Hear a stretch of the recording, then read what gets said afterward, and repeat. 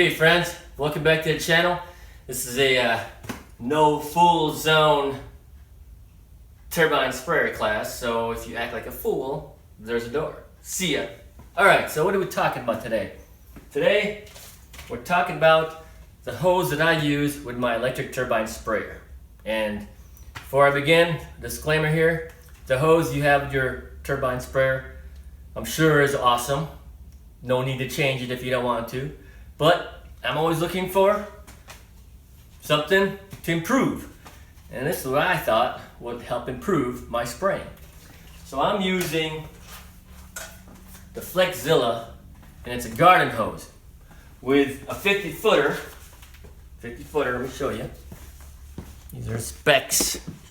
It's a 50 footer, the 5/8 inch ID. This is good for 150 PSI. So it's plenty adequate to support the needs of the pressure that I'm spraying at. And the pressure I spray at is from like anywhere from ultra low, 4 PSI to 6, 7, and 8 PSI. So with a 50 footer, I made two hoses. A short hose, which is really convenient when you're just doing little panels here and there, and a long 35 footer for doing a whole car. So I got two hoses out of one, and the cost was fairly inexpensive. So why use a garden hose? Does it work? Yes, it does. Actually, the threads are the same. If you look at the threads, these are the same threads. Now I grafted my couplers to the hose, but it's the same thread. The same thread works with the couplers. So why not give it a shot? So I did that. And the other thing too, one of my reasonings for it was I normally use, and in the body shop environment, we use a Flexzilla hose for our air hose. Air hose is rated at 3/8 ID and 300 PSI. So this works. But there's a recognizability when you're using the Flexzilla in the body shop environment. And when the other guys, the other techs, I wanted to see how they would feel using the turbine sprayer. It would be easier to have recognizability in the hoses that they're using already for when they're spraying with a turbine sprayer, because the other hose tends to have, this is I think, it has the flexibility, but then at the bottom it has a heavy. So it's almost like you're dealing with two hoses. And I wanted to feel like I'm just dealing with one hose. So that's why I switched. And here's the other thing too. If you think about, you look at my choke points. Now when you're spraying ultra low PSI, you want the least amount of choke points possible. So you have the maximum benefit of having air flowing through with high CFM. All right, because that's the beauty of turbine spraying, is the CFM that is able to be pushed through that air hose to atomize that paint and give it that atomization punch. All right, I only have two choke points, the coupler end and the spray gun end. The other hose had three choke points.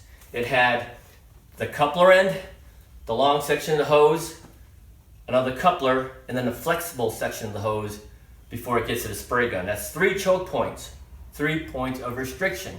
Here, I only have two. So I'm actually gaining some performance by not having that extra choke point. And what else? Oh yeah, I also reached out to Flexzilla and I asked the tech, hey, do you have any data on the garden hose being used as an air hose? And he said, well, we don't have any data because we haven't done any testing. But I asked about the construction. What's the internal construction and how is it similar to your standard air hose? And you know what he said? He said it's similar. So I figured, why not give it a try? And when you get a new Flexzilla hose, it's wrapped in a small packaging, so everything's real tight. And you think, wow, it's sort of kinked up already. It's like, it's tight and kinked. Well, it relaxes and it expands. So now the hose is just one nice hose that doesn't have any kinks in it. And it flows that high CFM air through for spraying. And it's also easier to manage because now I don't have that extra coupler with the heavy end of the hose dangling, you know, and then I gotta grab it. But it's never been an issue. It's just that I wanted the guys, the techs, to try it and then have them have some recognizability with spraying equipment in the body shop versus turbine spraying equipment, which they're just, you know, checking out. So make it easy. Made a Flexzilla sprayer hose with my electric turbine that I'm using. So give it a try. It might work for you. I'm sure you're probably like, wow, that's kind of interesting. Feels like I'm using a regular automotive spray gun. And it works great. Here's the other thing too. When you look at a hose and someone's using it for spraying, and then you look at the floor, you see that hose is all wrapped up. It's like, man, you need to take the time to spend just to unravel that hose so you have a free-flowing air through that hose. Every time it goes through, it has to go back around in a circle and come back around. It generates resistance and heat. So every bend is going to create a resistance, and it's going to create a drop in pressure at the very end. Every bend you got will create heat. So a straighter hose, less heat. That's my feelings, all right? So I try to run my hose either to where there's less choke points, less friction inducing turns in the hose, just a straight line from the coupler of the sprayer to my spray gun. Makes it real easy. And also, what else? It's lighter. Overall weight, it's a lighter weight hose. And I don't even know if it even says the weight here, but you can feel it. It's lighter. It just is. And plus, I got 2 hoses out of 1. Got the 50-footer, and now I got 2 hoses. Here's the other thing too. You want to call the tech number is here.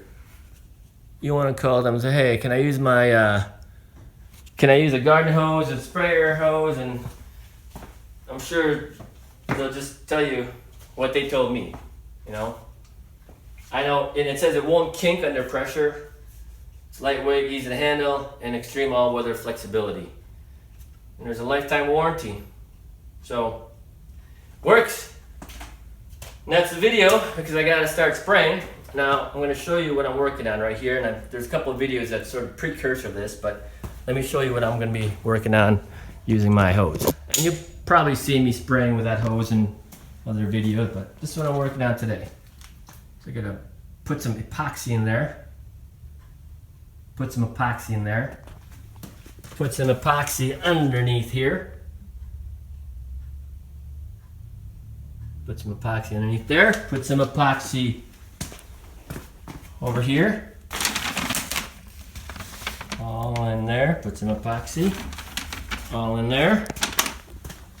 Put some epoxy all in here. Alright, all in there.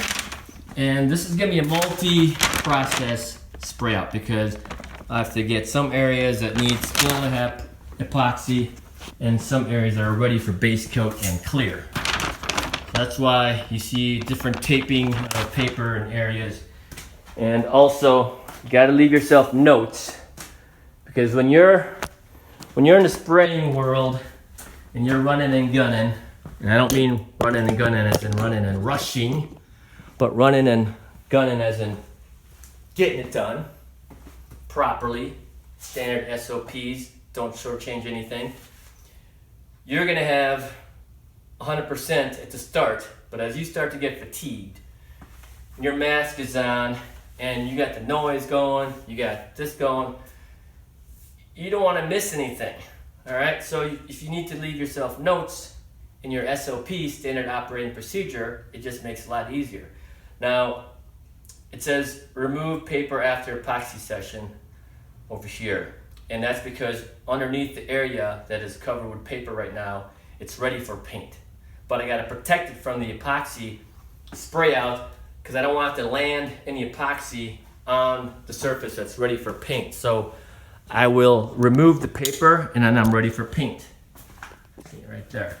Remove paper after epoxy session. Underneath here has already been sanded down, ready for paint. But I just need to get some areas that still needed some work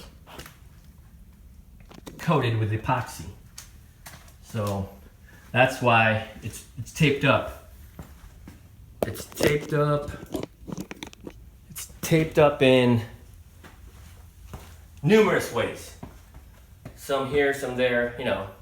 It's just that there's a window of when you need to be able to, there's a window when you spray to when you can put your next coat to where you must put your last coat or your next coat. Otherwise, if the window of opportunity and when that paint has its open window, you miss it, then you got to mechanically, you got to scuff it. I'm going for a chemical grab all the way through. So at first it's mechanical grab with the grit that I sand it down with, then I spray it.